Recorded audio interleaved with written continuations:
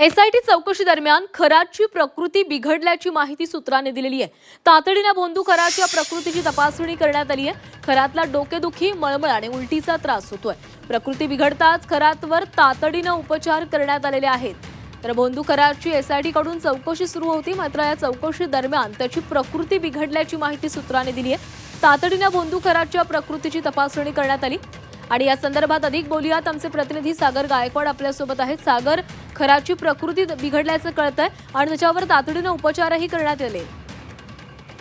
नक्कीच खरं तर अशोक खरात याची प्रकृती खराब असल्याची माहिती सध्या मिळत असल्याची कळत आहे। कारण 2 दिवसापूर्वीच ज्यावेळेस अशोक खरात याला न्यायालयात हजर केलं होतं त्यावेळेस त्याच्या वकिलांनी देखील सांगितलेलं होतं की त्याला त्रास होतोय, त्याचं डोकं दुखतंय। यामुळे न्यायालयाने देखील एसआयटीच्या पोलिसांना याबाबत सूचना देण्यात आलेली होती की अशोक खरातची प्रकृतीबद्दल तपासणी करून घ्यावी आणि त्या निमित्तानंच काल पुन्हा एकदा अशोक खरातची वैद्यकीय तपासणी करण्यात आली। त्यामध्ये त्याचा डोकं दुखत होतं आणि त्याचबरोबर त्याच्या छातीत देखील दुखत असल्याची माहिती मिळत होती। त्यामुळे अशोक खरात याला ज्या ठिकाणी चौकशी सुरू आहे त्या ठिकाणी बोलवून त्या ठिकाणी